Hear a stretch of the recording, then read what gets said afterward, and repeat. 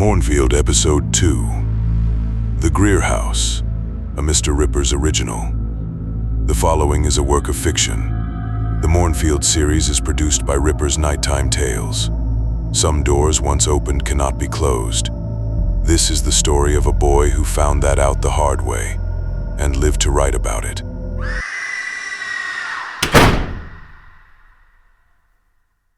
There is a particular kind of boy who becomes a particular kind of man. You know the type.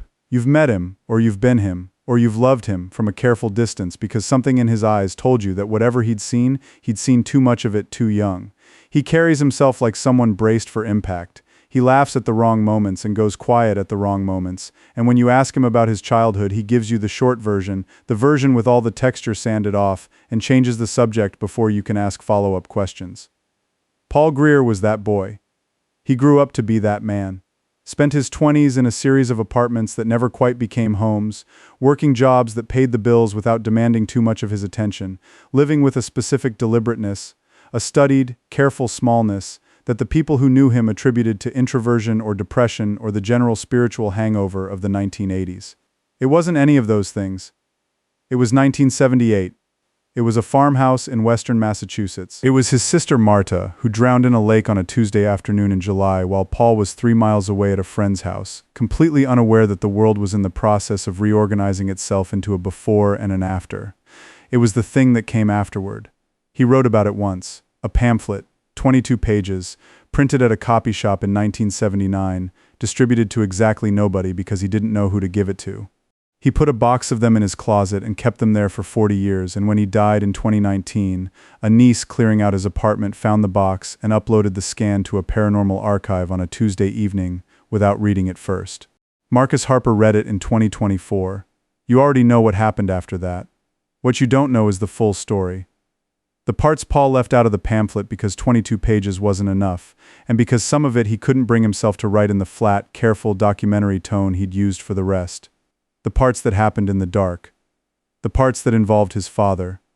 The parts that involved what the doll did when it realized Paul wasn't going to break the same way everyone else did. I found the rest of the account.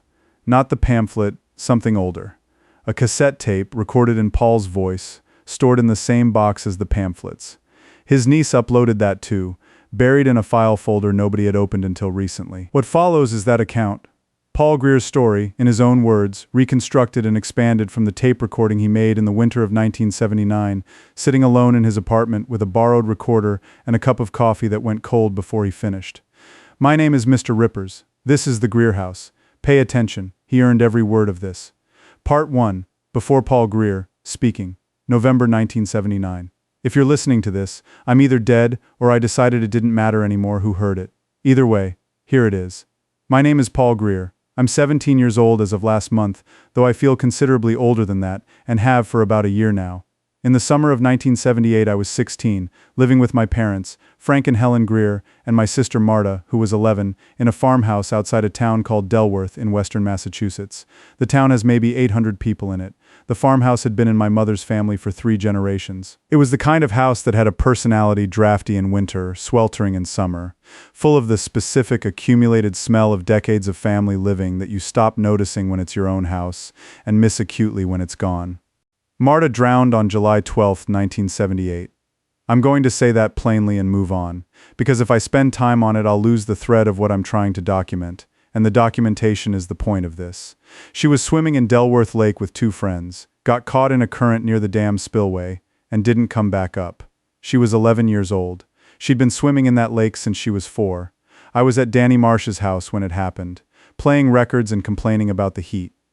I didn't find out until my father pulled into Danny's driveway at 4 in the afternoon with a face I had never seen on him before, and have never been able to forget.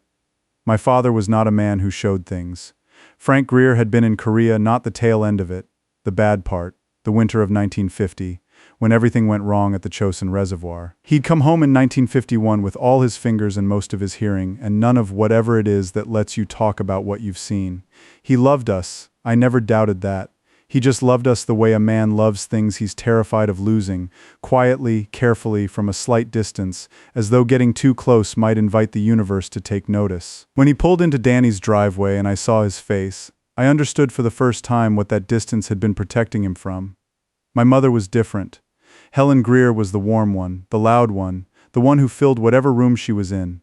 She had a laugh like my grandmother's, big and unself-conscious and slightly too much for polite company, and she cried easily and without embarrassment, and told us she loved us so often that it stopped meaning nothing and started meaning everything, the way repetition of a true thing eventually does. She broke completely when Marta died. I don't mean that as a criticism, I mean it as a fact, the way the breaking of a bone is a fact. Something structural gave way, and what was left was still my mother, still recognizable, still functional in the basic mechanical sense, but wrong in a way that was immediately apparent and never fully corrected in the weeks that followed. She stopped laughing. That was the first thing. Then she stopped cooking, which she'd done every day of my life without exception, and then she stopped sleeping more than 2 or 3 hours at a stretch, and then she started doing this thing I didn't have a name for at the time, a kind of compulsive hovering around Marta's room, standing in the doorway for long stretches, touching the door frame the way you touch something you're afraid to let go of. My father watched all of this from his careful distance and didn't say anything useful, because Frank Greer had not been built for this. He'd been built for endurance, not processing. He could survive anything. He couldn't talk about anything. These are related qualities and they are not the same. I was 16. I went back to school in September and I did my homework and I ate dinner and I watched my family come apart at the seams and I didn't know what to do about any of it, which is the most honest thing I can say about that period. Then October came, and my mother went to an estate sale. She'd started doing that, going to estate sales, antique shops, the kind of places that collect other people's histories in cardboard boxes and price everything at $2 over what it's worth. I think it was the only place she could be around other people's things without everything reminding her of Marta. Someone else's furniture, someone else's dishes, someone else's accumulated life. None of it carried the specific weight of loss that our own house carried every single day. She went to an estate sale on a Saturday in October and she came home with a doll. I was in the kitchen when she brought it in. She set it on the table and stepped back and looked at it, and I looked at it, and for a moment we were both just looking at it in silence, and I felt something that I didn't identify correctly at the time. I identified it as unease, as wrongness, as the vague discomfort you feel when something is slightly off in a way you can't pinpoint. I know now what it actually was. It was recognition. Not of the doll itself. I'd never seen it before. Recognition of what was behind it. The way you recognize a predator not by its specific species but by something older and more fundamental, the way it holds still, the quality of its attention, the sense that it has already assessed you and found you suitable before you've had time to form a single thought about it. I was 16. I didn't have the language for any of that. So I said, "What is that?" And my mother said, "Isn't it lovely? It looks just like her." I looked at the doll again. Dark hair, a specific tilt to the brow, a mouth that was almost Marta's mouth. The thing was, it did look like her. Not exactly, not in the way a photograph looks like someone, in the way a memory looks like someone, when the memory is starting to blur at the edges, and your mind fills in the gaps with what it thinks should be there. It looked like Marta, the way grief looks like Marta. Approximate, assembled from love and loss, and the desperate need to keep seeing a face that is no longer there to be seen. My mother picked it up and held it against her chest. I didn't say anything. That night, I lay in bed and listened to the house and tried to understand the feeling that had settled into my stomach like a stone cold and dense and not going anywhere. I'd had bad feelings before. Everyone had bad feelings. They usually went away. This one didn't feel like it was going anywhere. Down the hall, my mother was still awake. I could hear her moving. Then I heard her voice. Low, one-sided, the cadence of a conversation. I told myself she was on the phone. I told myself that for 3 days before I stopped believing it. Part 2. The tape, the reel-to-reel, was my father's. He'd used it for work. He managed the accounts for 3 local businesses and occasionally dictated notes to himself that he'd transcribe later. The machine was a teak, heavy and complicated, the kind of equipment that in 1978 felt impressively professional and in retrospect was just the technology of the era. It sat on his desk in the small room off the kitchen he used as an office. I borrowed it on the 4th night. My plan, such as it was documentation. Paul Greer's instinct for evidence, which I can trace back to an argument with a teacher in 7th grade that I won entirely on the basis of having written down the relevant facts at the time they occurred. If I was going to convince anyone, My father, a doctor, anyone that something was wrong with my mother beyond ordinary grief. I needed something concrete. I set the recorder up in the living room at 11 p.m., after my parents had gone to bed. Threaded the tape, set the input levels, pressed record, and went upstairs. I listened through the floor. My mother came downstairs at approximately 11:30. I heard her footsteps, the specific creak of the third stair, which I'd been hearing my whole life, and then the silence of the living room below. Then her voice, beginning its nightly conversation. I pressed my ear to the floor and focused. I could make out individual words now and then. Remember, you said. I know, tell me again. And the pauses. I'd been cataloging the pauses for 4 days. The specific rhythm of her talking phrase, pause, that matched a conversation rather than a monologue. I'd told myself it was a vocal tic, a grief thing, that she was just leaving space where Marta's responses would have been, the way you leave a setting at the table. The pause filled in. I heard it clearly through the floor. Small, high-pitched, 2 syllables. An answer. I was down the stairs before I'd consciously decided to move. I hit the bottom step and stopped. The living room was lit by the single lamp in the corner, the one my mother left on all night because she'd stopped sleeping in the dark. She was sitting on the sofa, the doll in her lap, leaning forward the way she leaned when she was listening carefully to something. The recorder was on the coffee table, reels turning. She looked up when I came in, not startled, calm, a little distant the way she'd been for weeks. Paul, go to bed. Mom, I heard, go to bed. Not unkind, just firm, in the way she used to be firm when I was small and the conversation was over. We're talking. I looked at the doll looked back. I went back to bed. I lay in the dark and listened to the talking continue for another hour and then stop, and then I listened to my mother's footsteps on the stairs, and then I listened to the house. In the morning I retrieved the tape before my father got up. I took it to my room and played it back on my father's small portable player. He had one of those too, a concession to modernity he'd made in 1975 and never entirely trusted. I played back the section where my mother had been talking. Her voice came through clearly. The pauses were there, the conversational rhythm, the specific gaps. The gaps were not empty. The recording had caught something the room had swallowed. Low, textured, slightly distorted by the tape, but there. A voice, answering in the pauses. High and deliberate and shaped like a child's speech in the way that a wax casting is shaped like the thing it was cast from, accurate in structure, wrong in substance. I played it 4 times. On the 4th time I made myself listen to the content instead of just the fact of it. My mother said, "Tell me about the lake." The voice said, "It was cold." But then it wasn't. Pause. My mother said, "Were you scared?" The voice said, "Not after, only at first." I stopped the tape. I sat on the edge of my bed for a long time, with my hands pressed flat on my thighs. The room felt very small. The house felt very quiet in the particular way it had been quiet since July. The Marta-shaped silence that lived in every room, that I had been navigating around for 3 months like furniture in the dark. The voice on the tape was not Marta's voice. I want to be precise about this because it matters. It was not her voice the way a recording of her voice would have been her voice. It was assembled, constructed. The syllables were right, and the pitch was close, and if you were my mother, sitting in the lamplight at midnight talking to something in your lap because you could not stop, could not rest, could not find any position of mind or body that didn't ache, if you were that person, you would hear it as her voice. You would hear exactly what you needed to hear. I heard the seams. Part 3. Frank, my father, listened to the tape twice. He sat at his desk with the portable player in front of him and his hands flat on the desk and his face doing nothing, which was how his face operated under stress. I stood in the doorway and watched him and tried to read something in his posture and got nothing. When it finished the second time he pressed stop. He sat for a moment. "Where was the recorder?" he asked. "Coffee table. About 6 feet from where she was sitting." Could be bleed from another recording. Old tape picks up previous recordings sometimes. "Dad." "It could be." "It's not." He was quiet for a moment. "No," he said. "It's not." He turned in his chair and looked at me. Frank Greer at 51 looked like a man who had been carrying something very heavy for a very long time and had developed the musculature for it, which meant you could see both the strength and the cost.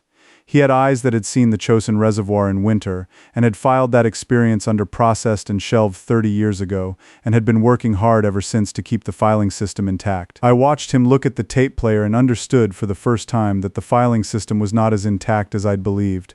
"How long has she been doing this?" he asked. "Talking to it? Since she brought it home." 3 weeks. "And you waited 3 weeks to tell me." It wasn't an accusation, he genuinely wanted to know. "I didn't know how," I said.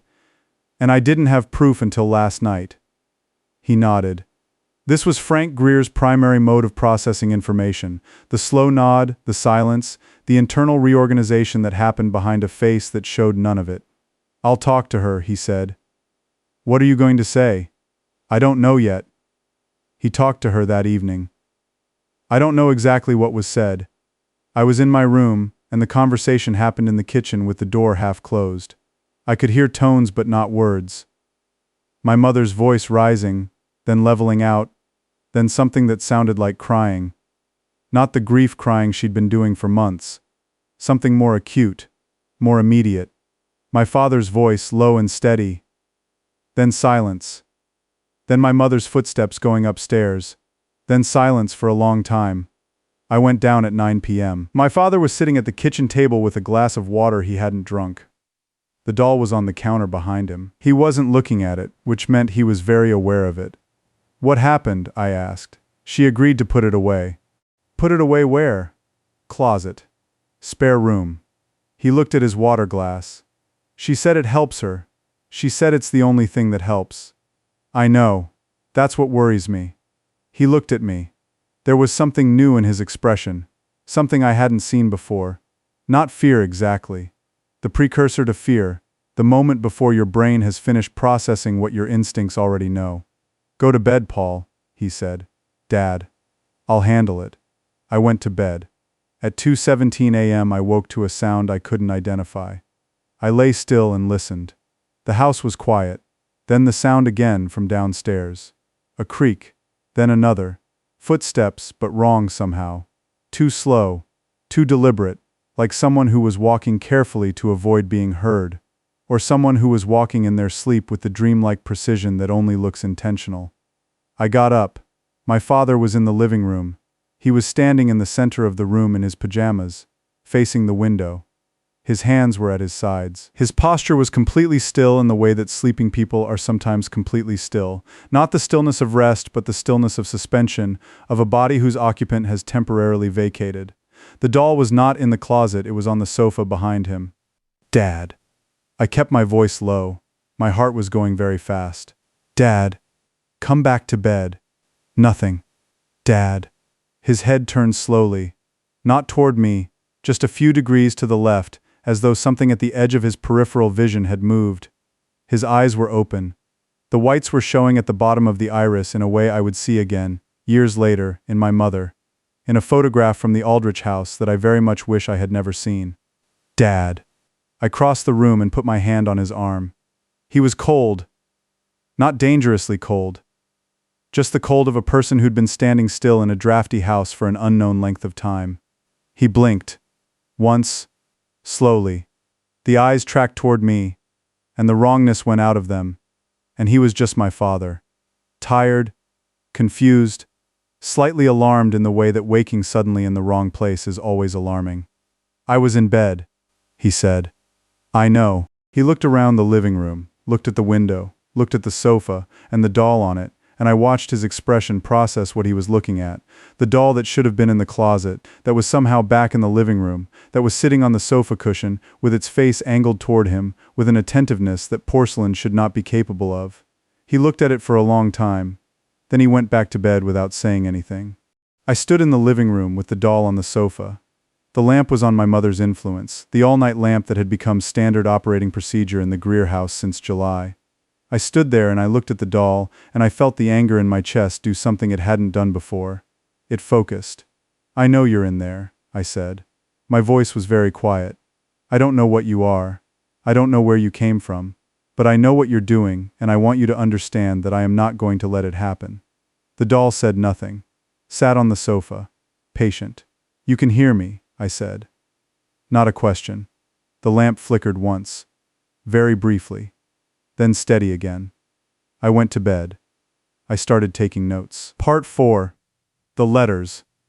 The letters were my mother's idea, or what was left of my mother at that point. The function, the mechanism, the parts of her that still operated with the specific deliberateness of someone performing normalcy for an audience. She suggested in early November that we might find it helpful to write to Marta. Letters. The kind of thing a grief counselor might suggest, or a well-meaning aunt, or a woman who had read one too many self-help books about bereavement. I think, at that stage, she was still genuinely trying. Still making an effort to do the healthy thing. The documented thing. The thing that was supposed to help. My father wrote one letter. 2 paragraphs, in his careful block printing, folded and put in an envelope that he left on Marta's dresser. He didn't show it to anyone. I found it 6 months later, still sealed, still sitting where he'd left it, and I didn't open it and I never will. My mother wrote every day. Long letters. Pages. The same outpouring she'd been conducting verbally every night, now committed to paper memories, apologies, questions, the daily news of a household trying to continue functioning without one of its members. She read them aloud to the doll before bed. I know this because I could hear her from my room, the specific rhythm of someone reading more formal than conversation, the slight rise and fall of performed text. I wrote one letter, didn't show it to anyone, didn't address it to Marta. I addressed it to whatever was in the doll. I know what you're feeding on. I know what you're doing to my mother. I know about the voice on the tape, and the way my father walked to the living room in his sleep, and I know it was you that moved back from the closet. I don't know the rules you operate by, but I know you have them because everything has rules. I'm going to find the rules. And when I do, I'm going to use them against you. This isn't a threat. It's a statement of intent. I want you to know it's coming. I put it in an envelope and wrote, "Attention. Whatever is in the doll," on the front, and left it on the coffee table. In the morning it was gone. I don't know what that means. I've been thinking about it for a year and I still don't know what it means. I choose to believe it means I got my point across. The letters my mother was writing began to change in November. I noticed it because I started reading them, not while she was writing, not while she was reading them aloud, but after. Going into the living room after she'd gone to bed and reading the day's letter, which she left folded on the arm of the sofa. The first 2 weeks of letters were hers. Unambiguously, unmistakably hers. Her vocabulary, her cadence, her specific way of moving from one thought to another that I'd been listening to my whole life. Grief-soaked but genuine. By the 3rd week, the letters had started to shift. Subtle at first, a word choice here and there that didn't quite sound like her, a reference to something I didn't recognize, a memory that I couldn't place, a detail about Marta that seemed slightly off. Like a story told by someone who'd heard it secondhand and had gotten 90% of it right. By November's end, the letters contained things my mother could not have written. I'm going to give one example. One, because it's the clearest, and because I don't need to give more. My mother wrote, on November 28th, "Do you remember the box under the floorboard in the basement? The one with the blue lid? You always wanted to know what was in it, and I always told you it was nothing important." There was no box under the floorboard in the basement. I checked. I pulled up every section of basement flooring I could access over 2 nights and found nothing. My mother did not write that. She couldn't have, because she didn't know about a box that didn't exist. The Hollow wrote it. I believe it did this to test my mother, to see if she would question it, if she would notice the seam, if any part of her was still operational enough to say, "Wait, I don't remember that." She didn't. She accepted it the way she was accepting everything by then, with the desperate credulity of someone who needs the story to be true more than they need it to be accurate.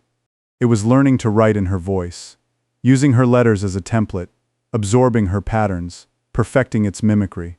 The voice on the tape had been crude, approximate, assembled from whatever residue it had absorbed from Marta's belongings. The letters were a masterclass. My mother was teaching it, every day, exactly how to be her. I took the November 28th letter and all the ones after it and hid them. I don't know if it mattered. I suspect it didn't. But I needed to do something, and it was what I had. My father was getting worse. Part 5. Frank continued. The sleepwalking became a nightly occurrence. I know this because I started sleeping light, the specific alert half-sleep of someone standing watch, and I heard him on the stairs every night between midnight and 3 a.m., going down. Going to the living room. Standing. I went down twice more in November, Both times he was in the same position, center of the room, facing the window, hands at sides. Both times he came back to himself when I touched his arm. Both times he went back to bed without saying anything. The third time I went down, he was not in the center of the room. He was sitting on the sofa, next to the doll. Not the glazed stillness of the first 2 nights.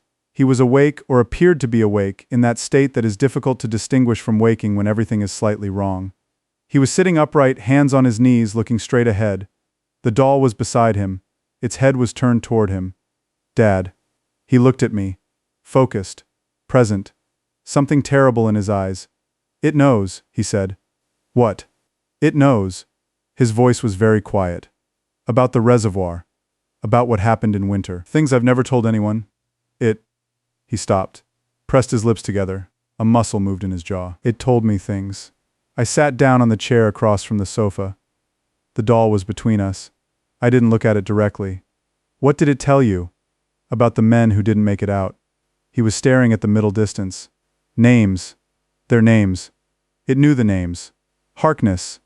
DeVito. Coletti. Lee. He said each name carefully, like weights being placed on a scale. I've never said those names out loud. Not to anyone. Not to your mother. Not to a doctor.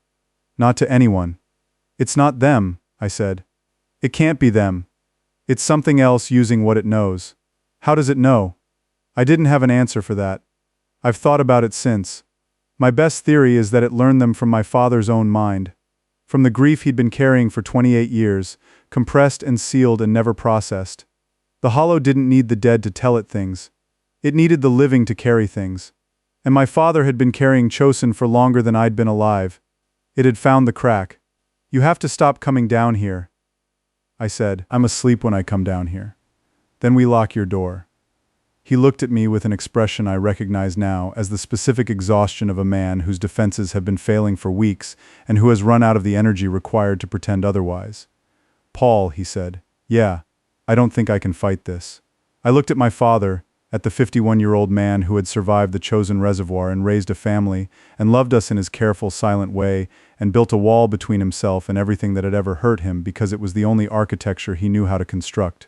You don't have to fight it, I said. I will. He looked at me for a long moment. Then he nodded.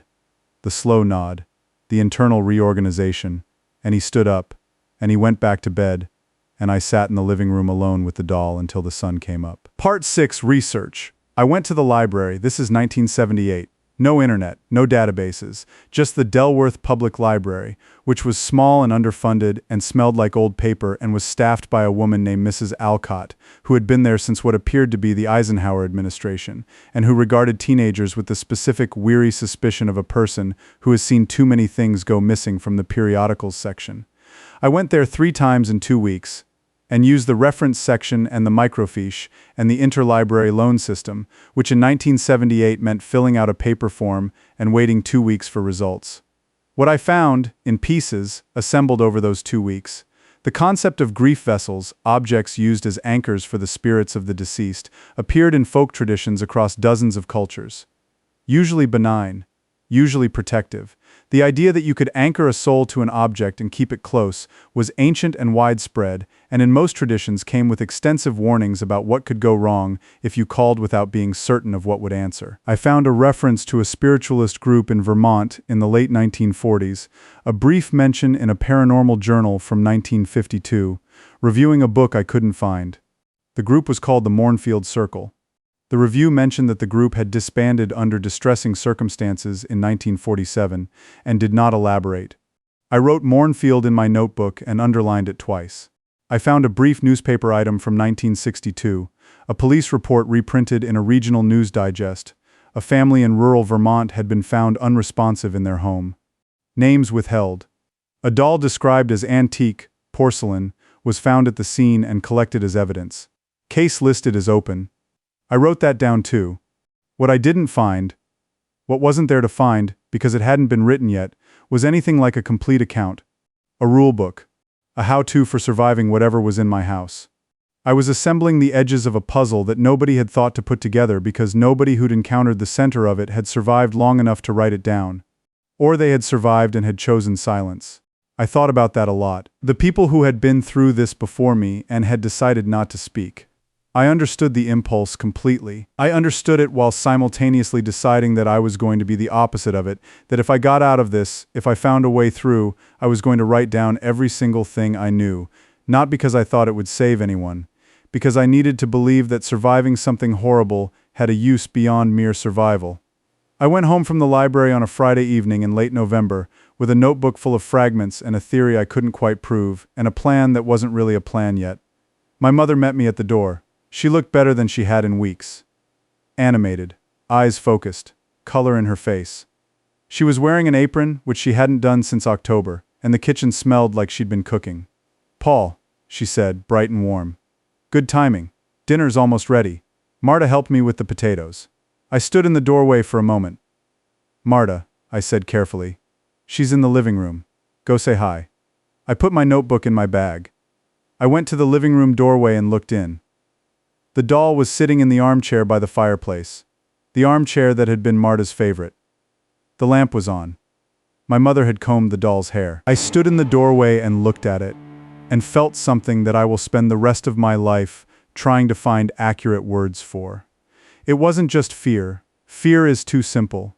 It was the feeling of looking at something that exists in the wrong category, something that has crossed a line it shouldn't have been able to cross, that has taken a thing which was real and private and mine and worn it in a way that made the real thing feel less real by comparison. I was angry. This is important. I want to document this specifically because I think the anger is why I survived, and not some quality of character or moral fiber or whatever comfortable story people tell about the ones who get out.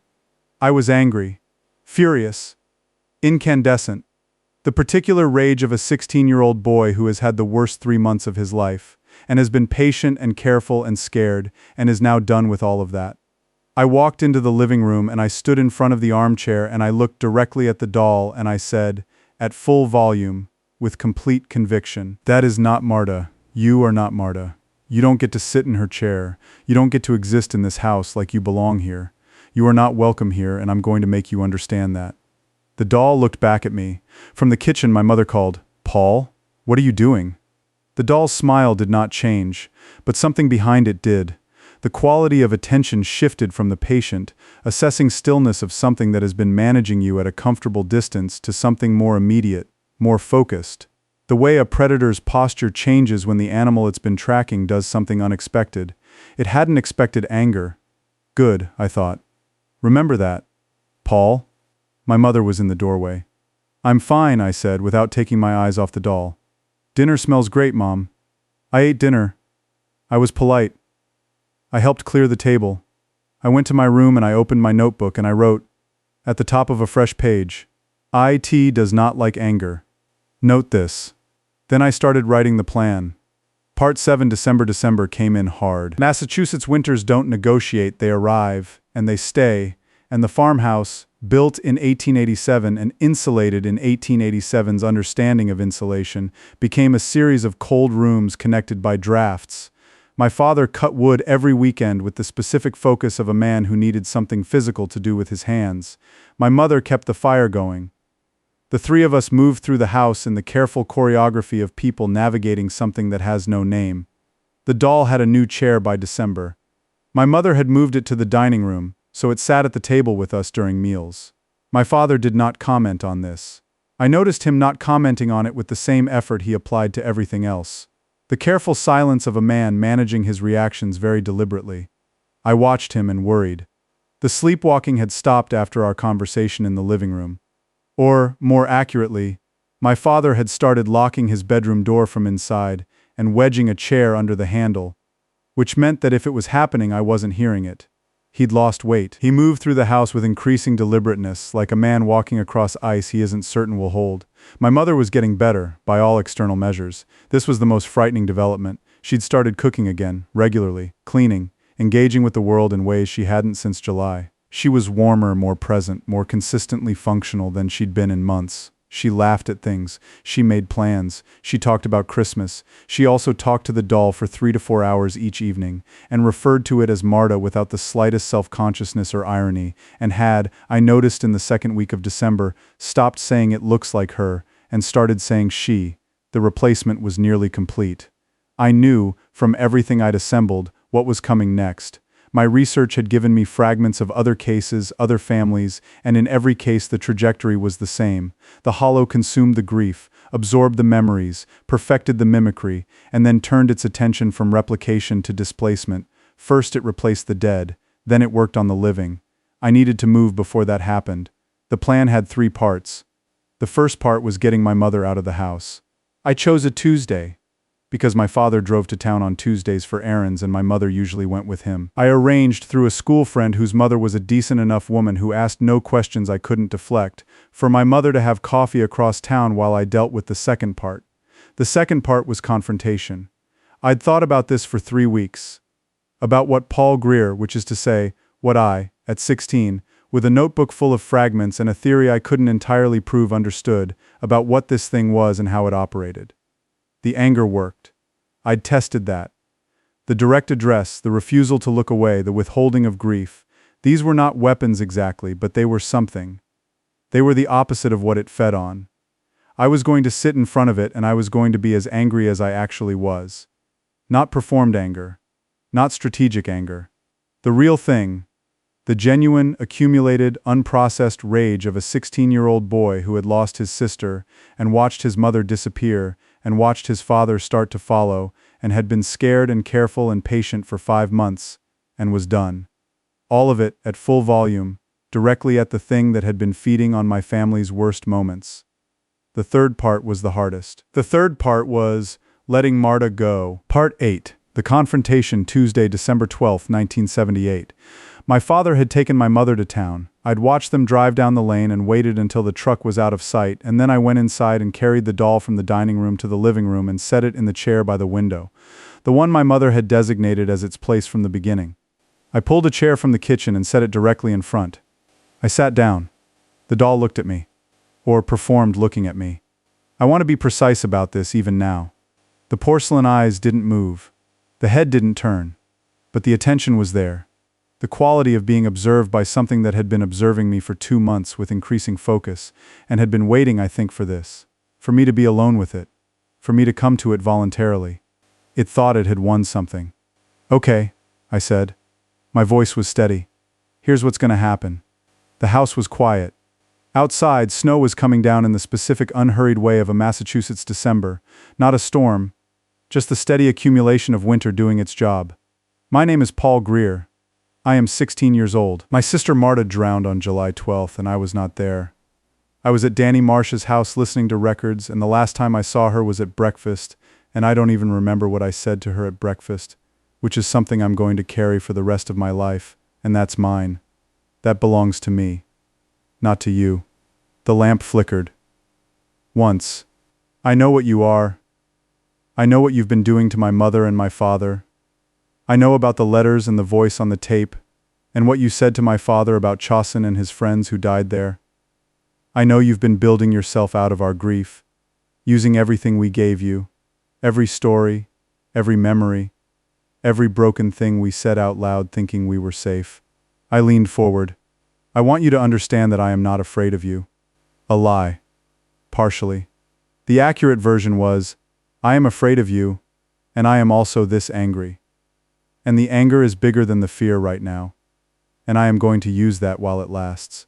Marta was 11 years old. She was annoying and she was loud, and she put her cold feet on me when she sat next to me on the sofa, and she thought puns were the height of comedy, and she laughed at her own jokes before she finished telling them, and she cried when she had to go back to school after summer, and she kept a collection of smooth rocks from the lake in a box under her bed because she thought they were pretty. My voice cracked. I let it crack. And kept going. She was real. Every single thing I just said was real. You are not. The temperature in the room dropped. Not dramatically. Not the movie version of cold. Not your breath in the air cold. Just a degree or two, the kind of cold you notice when you've been sitting still for a while and something has shifted in the air. She was real and she is gone, and you are not a substitute, and you are not a connection, and you are not a door back to her. You are a parasite wearing her face, and my mother has been feeding you for 2 months, and it ends today. From somewhere in the house, not the living room, Somewhere else. Somewhere structural. A sound. Low, like wood contracting and cold, except there was nothing to contract in that specific way in that specific part of the house. The doll's head moved. I want to document this precisely. The head turned, slowly, approximately 10 degrees to the right. The smile on its face did not change, but something behind the painted features changed. A tightening. An alteration of the quality of stillness I'd been watching for 2 months. Not the predator's patience anymore. Something closer to pressure. You can move, I said. I've been watching you move for 2 months. That doesn't scare me. What you've done to my mother scares me. What you found in my father scares me. I held its gaze. You don't scare me. I want to be clear about the difference. The pressure increased. I felt it. Not physically, not as a force on my body, but as something applied to the air in the room, a sense of compression, of being in a space that was getting smaller without the walls moving. My chest was tight. My hands were gripping the chair arms hard enough to whiten my knuckles. The anger held. I know you can't create, I said. Paul Greer's first rule. It cannot create. Only copy. Everything you have, you took from us. The voice, the memories, the way you knew about Chosen. You pulled all of that from people who were broken open and bleeding, and you helped yourself. That's what you are. That's all you are. The doll's mouth moved, not the slight tightening I'd noticed before, a genuine movement, the lower jaw dropping a fraction, the lips separating, the specific motion of a face about to speak. A voice came out. I will document this as accurately as I can. It was not Marta's voice. It was not my mother's voice. It was not my father's voice. It was none of the voices I had been listening to and cataloging for 2 months. It was something else. The sound of all of those voices compressed into a single register, the way white light contains all colors. It was the voice of something very old speaking through an apparatus built for a child. It said my name, not Paul, my full name, my middle name, which I have never written down here and am not going to write down now. A name my parents gave me and my grandmother knew, and Marta knew because she'd found it on a document once, and used it to tease me for approximately 6 months until I'd managed to get the relevant document back. I had not told it that name. I had not told anyone that name since Marta. My mother might have used it, might have mentioned it in the hours of conversation she'd poured into the doll, but she almost certainly wouldn't have. It wasn't the kind of thing that came up in conversations about grief. It had gotten it from Marta's residue. The deep material, the oldest layers, the things that lived in the grain of the relationship rather than the surface. I felt the anger waver. I felt the grief move underneath it. Enormous, patient, waiting exactly the way the hollow itself was patient, waiting for the anger to crack, for the surface to give way, for the thing underneath to be exposed. Don't answer it, I told myself. Whatever it says, whatever it knows, whatever it uses, don't answer. You don't get to say that, I said. My voice was not steady this time. That name is from someone who is gone, and it belongs to her memory, not to you. You have been wearing her like a mask made from my mother's grief, and I am telling you directly, so there is no ambiguity, that we are done. This family is done. You get nothing else from us. I stood up. I picked up the chair I'd been sitting on, and I walked out of the room, and I did not look back. The sound that followed me into the kitchen was not a scream. I want to be precise about this too, because the temptation is to describe it as something dramatic, something cinematic. The monster's cry of defeat. It wasn't that. It was the sound of something under pressure losing containment, a frequency more than a noise, something that vibrated in the back teeth and the breastbone, that made the kitchen window rattle in its frame and the overhead light pulse twice before steadying. And then nothing. I stood in the kitchen with my hands pressed flat on the counter and my heart going like a fire alarm and waited. The house was quiet. The specific quality of the quiet had changed. Still the Marta-shaped silence that was never going to go away entirely. I understood that. But lighter. As though something that had been pressing down on the air had lifted. I didn't go back into the living room for 2 hours. When I did, the doll was still in the chair. Still intact. Still present. I hadn't expected it to be gone. I hadn't expected a clean ending. A dramatic resolution. The confirmation that what I'd done had worked. I'd expected exactly this. The doll in the chair. Unchanged. and the question of whether anything had changed at all. Something had. I can't explain it in terms that will satisfy anyone who wants measurable evidence.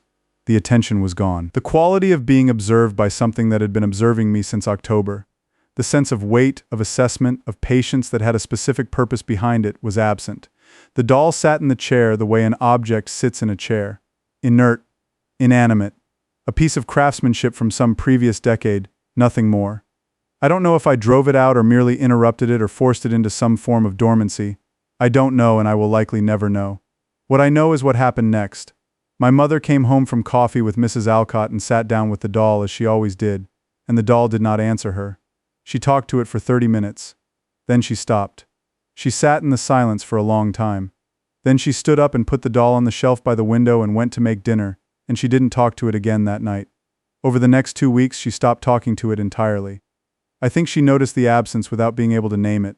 The way you notice a sound has stopped without realizing it had been going. Whatever the hollow had been giving her, whatever warmth or comfort or simulated connection had been coming back through the doll in those evening conversations, it was no longer there. The doll was just a doll, cold porcelain. Approximate features, a face that looked almost like her daughter's face in the specific way of something that has never been anything more than approximate. She put it in the attic in January. She never asked where it went after that. My father carried it to an antique dealer in February, told them nothing about it, and took $40 for it. The dealer sold it at a regional fair in April. I tracked it as far as I could, which was not far, which was a dead end, which was a name in a receipt book and no forwarding address. It was gone. My mother started going back to therapy in March. My father started talking not about Chosin, not about anything he'd spent 30 years compressing, but about Marta. Small things, at dinner, offered carefully, like testing a surface you're not sure will hold. The way she laughed. The smooth rocks under her bed. He knew about the rocks. He'd been the one who carried them up from the lake bank for her one summer when she was 7, because she'd been too small to carry them herself. I sat at the dinner table and listened to my father talk about his dead daughter for the first time and felt the anger in my chest, which had been sustaining me for months, finally start to dissolve. What was left underneath it was grief. Real grief. The kind that can't be fed to anything. The kind that just has to be lived in day by day until the shape of it becomes familiar enough to navigate. I lived in it. I graduated in June 1979. I wrote the pamphlet that summer, the short version, the documented version, the version with all the raw material compressed into 22 pages of careful language. I printed 100 copies and kept them in a box. I have never entirely stopped thinking about it. Wherever it went after the antique fair, whatever family, whatever grief, whatever door left open in some house I'll never know about. I hope someone was angry enough. I hope someone fought. Part 9. What I know, this is the end of the tape. What follows is the pamphlet, for reference. If you've read the pamphlet, you've read this. If you haven't read it, read it carefully. What I know about the Mournfield Vessel, as of November 1979. It is not the dead returning. The dead are gone. This thing wears your dead like a coat. It cannot create. It can only copy. Everything it knows about your loved one, their voice, their smell, the way they laughed, the private names they called you in the dark, it learned from your grief. It wears your dead made from the material of your own memory. It wants you to stop mourning. Mourning ends. It wants you to worship instead. Worship has no end. Grief makes you porous. It needs you porous. Anger closes the porosity. Not permanently, not perfectly, but enough. Stay angry if you can. Not at your dead. At the thing using them. Physical destruction appears to be impossible, while the emotional conditions that sustain it remain in place. I tried twice. It doesn't work. The vessel is not the thing. The vessel is just the address. The only exit is the door you refuse to use, the one marked letting go. This does not mean forgetting. It does not mean moving on in the way people tell you to move on, when what they mean is stop making us uncomfortable with your grief.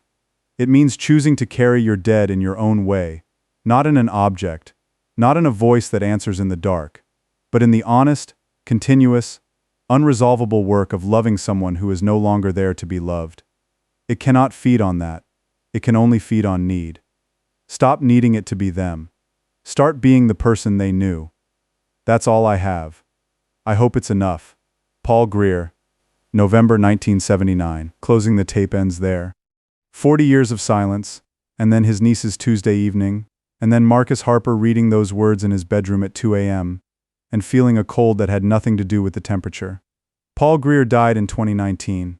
He was 57 years old. He never married. He kept to himself. He was, by all accounts of the people who knew him, a decent and quiet man, with something careful in his eyes that you learned not to ask about. His mother, Helen, outlived him by 2 years. She died in her sleep in a care facility in western Massachusetts, at the age of 83, with her hands folded on the blanket. The staff said she'd been talking in her sleep for the last few years. Quiet, comfortable-sounding conversations. Nothing alarming. Just the murmur of an old woman in dreams. They never asked who she was talking to. His father, Frank, never really came back from December of 1978. He functioned, he worked, he loved his family in his careful way. But Paul wrote, in the margin of one of his pamphlets, in handwriting so small I had to enlarge the scan to read it, "My father left something in that room. In the living room. On the night I found him standing there, he left something, and whatever it was, it never grew back. The farmhouse was sold in 1987. I don't know who bought it. I don't know what they found in the attic. I don't know if there was anything left to find. I know the doll left in February 1979. I know where it went next. You'll hear that story in episode 3. I know what it did in the years between the Greer house and the Harper house, the long dormant decades, the families it grazed against and barely touched, and the one it consumed entirely. But that's for later. For now, Paul Greer, 16 years old, sitting in a chair in a drafty farmhouse in December, facing something that had been moving through grieving families for 30 years, armed with nothing but a notebook full of fragments and anger he couldn't find anywhere to put. He sat there. He didn't look away. He didn't answer to his own name when it said it, in a voice assembled from his dead sister's residue. He held the line. That's worth saying out loud. In a series about the things that come through the doors grief leaves open about the patient, hungry things that wait for love to become vulnerability, it's worth stopping and saying, sometimes people hold the line. Sometimes a 16-year-old kid with a reel-to-reel tape recorder and a notebook, and more anger than anywhere to put it, sits down across from something ancient and says, "Not this family," and means it, and it's enough. Not always. Not without cost. Not without leaving something in the room. But sometimes. I'm Mr. Rippers. You've been listening to Mournfield, Episode 2. The Greer House. Paul Greer's pamphlet is the reason the Harpers survived. His anger is the reason his mother lived to be 83. His silence, 30 years of it, a box in a closet, a scan uploaded on a Tuesday evening, is the reason you're listening to this right now. Grieve honestly. Stay angry at the right things. And whatever talks to you in the dark, whatever knows your name in a voice you recognize from somewhere that no longer exists, don't answer. The next. And that's where Paul Greer leaves us. Not triumphant, not healed, just out. Still standing, still carrying the draft from a December farmhouse, and a name spoken in a voice that knew things it had no right to know. He won. I want to say that plainly, because this series will not always end that way. He won, and it cost him something he never got back. That's what surviving the wrong kind of darkness actually looks like. No clean exit. No door that closes completely behind you. Just a man in a small apartment with boxes in a closet and something careful in his eyes, watching the door for the rest of his life. He wrote it down so you wouldn't have to learn it the same way. Honor that. I'm Mr. Rippers. Mournfield continues with Episode 3, The Aldrich Collectors. The years the vessel spent dormant between families. The long, quiet decades. And the ones that weren't quiet at all. Stay strange. Stay sharp. And if something calls you by a name only the dead knew, hang up.